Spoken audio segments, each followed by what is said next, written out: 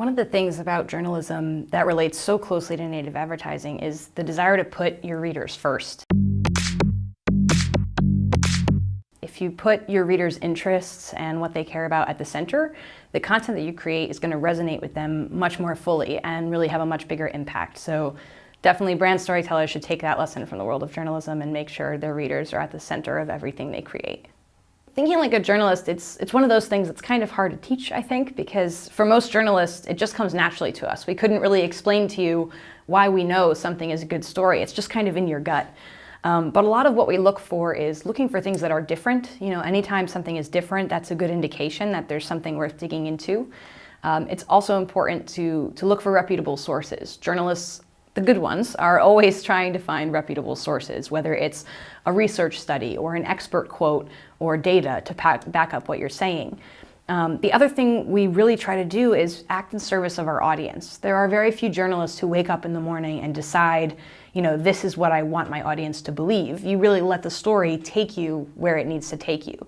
If you go into a story with a preconceived notion of what it will end up like, you know, you put pressure on yourself and sometimes you force something that doesn't work. So an openness to letting the story unfold and develop, I think, is one of the key things that make journalists so flexible and helps lead them to stories that they might not ever have set out to tell to begin with. So if you can adopt those things as a brand, then you can probably create more journalistic stories. If you are a brand marketer who's trying to get into that journalistic mindset, I think first you need to put the users at the center. Think about what your audience doesn't know, what they're curious about, how you can help them, what you can teach them.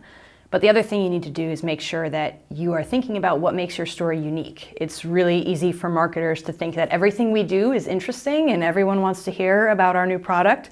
But it's really important to really think about what users don't know and how you can show them what's important about your brand and your product and not just tell them why you're so special. The no-goes. Well, I think most brand marketers, they think that, you know, their company's existence or their product's existence or a press release is particularly important to most consumers, and it's not. You know, we know that as consumers. We're not waking up in the morning and just wondering when the next press release is going to come. So you really have to think about, you know, what's special? What are you doing that's different or surprising? Are you the first to do something? Are you the only person doing something? What's different about your product, the way it works, how you came up with the idea? You know, really try to find that unique differentiator that makes your story different and more important than every other story that consumer is going to be bombarded with throughout the day. I think creating newsworthy content is sometimes tough as a brand. You know, we recognize that the pace at which the news environment moves is so fast. It can be really intimidating if you don't have the resources to turn around content in one day or even in 1 week. So you can kind of tap into newsworthy content by looking at larger trends. So things like, what season is it? You know, is it back to school time, or is it Thanksgiving, the holidays, winter? You can also look at cultural trends. What are the things that are part of societal conversation? What are people interested in? What's really top of mind?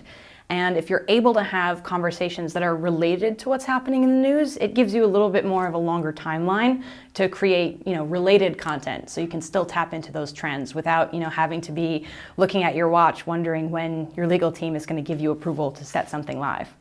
Obviously, when you're creating a branded content program, you want to get the most for your money. You don't want to create something that's relevant for a week and then drops off the map. So to really capitalize on the investment that you're making in content, it helps to look for evergreen opportunities, so content that continues to be relevant long after it's published.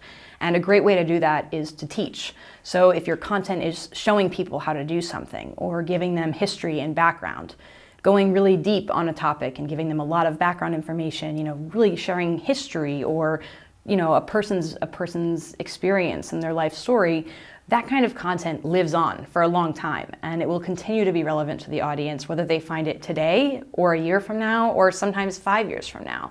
So looking for those opportunities to tell a story that stays relevant is really the best way to make sure that your investment lives on.